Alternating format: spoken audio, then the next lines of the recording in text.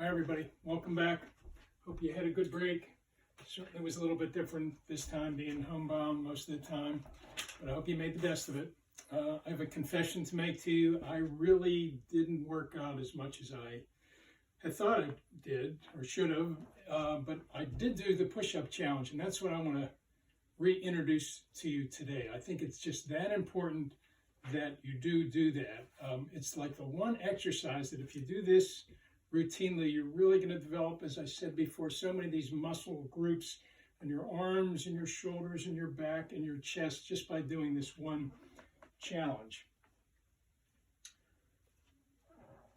So there is some good news and bad news about some aerobic and anaerobic conditioning.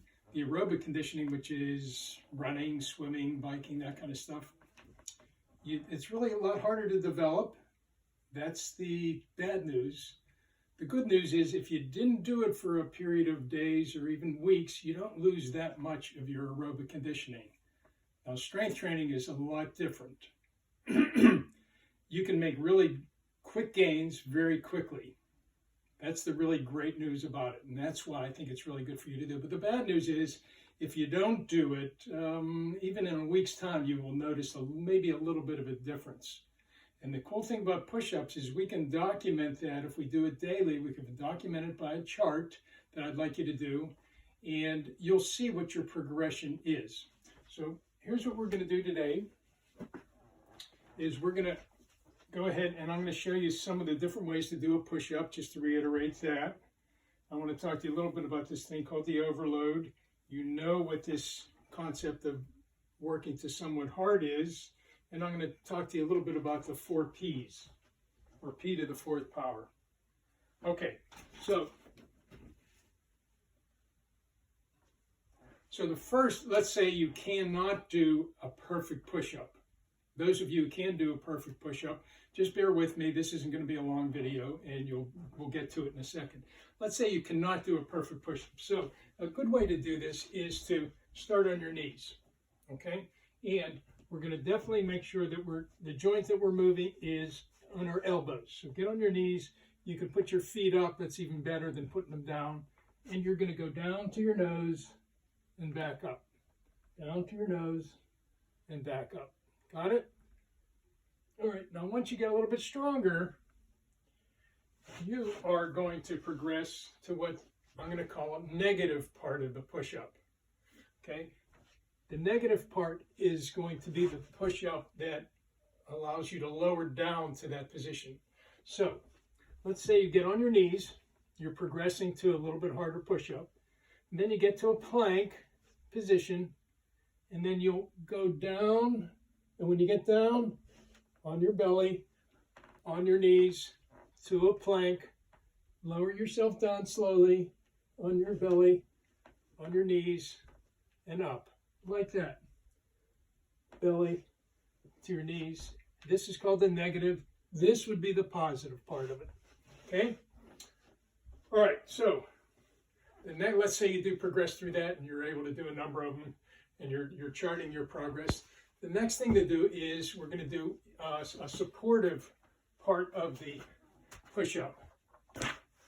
And we can do that one of 2 ways. Okay, an easy way to do that is to put something underneath your chest, get in a plank position, and just lower yourself to that supportive position. And you're going to do your push-ups like that. Got it? All right, should you develop that and you gain some strength like that, you can also do an incline part of the push-up, which means get on a step, something that's a little bit more elevated.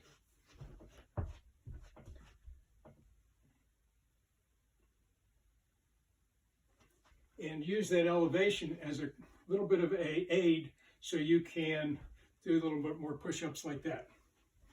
Okay? So, then the last one is once you've worked through these, you're going to do the plank push-up, and we're going to do that in a second. But the principle is called this overload principle, and it's common in probably almost every phase of life. What you're going to do is you're going to challenge your muscles to do a little bit more. This is what all your teachers are doing. They're giving a little bit more. They're stretching your mind stretching your capabilities so you can grow. And you're going to do the same thing with our muscles.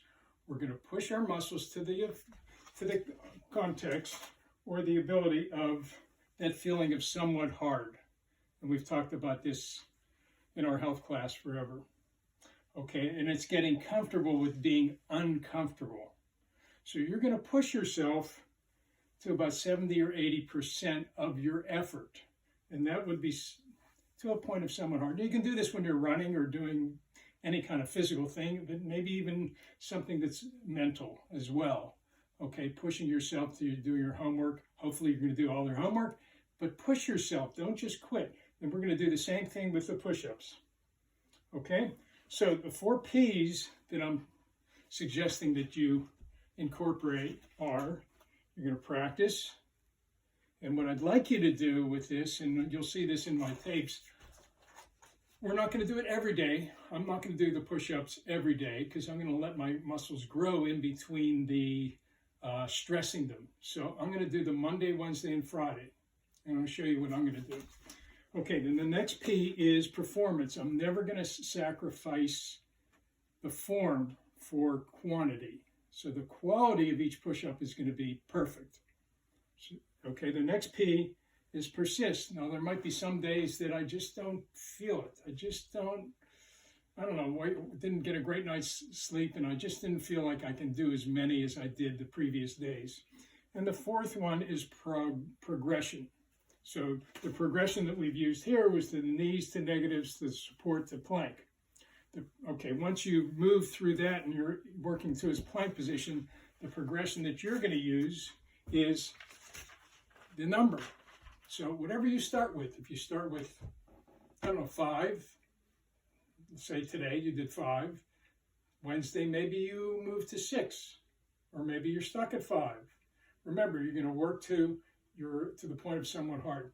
So I'm going to do some plank push-ups. You're going to do whichever you're comfortable doing, and you can do them with me.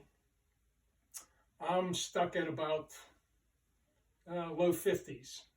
Before the break, I was probably at, I had dropped underneath probably 30, high 30s. And as I did them over the last 2 weeks, I've progressed. Okay, so I'm not going to sacrifice my form. If you watch me, you'll see that the first probably 30 of them are pretty easy for me. And then as I get close to 40, I'm going to be pushing a little bit more. And when I get to 50, I'm really going to be stretching it a little bit. Okay, so do them with me or just watch and you'll see my somewhat hard effort that I'm going to be putting into this. Ready?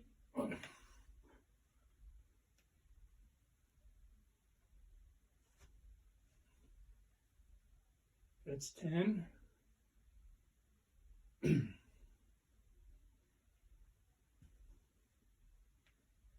That's 20.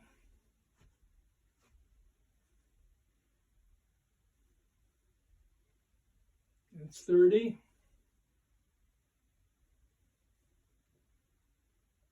That's 40.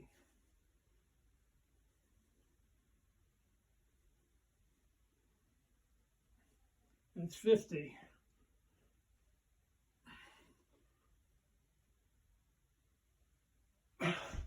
So you can see when I hit right about 50, it was really challenging to me. So if I would have stopped at 20, I wouldn't have been, I'm not developing my muscles. So if I would have stopped at 30, I would have maintained probably the structure and strength of my muscles, but they're not going to get any stronger.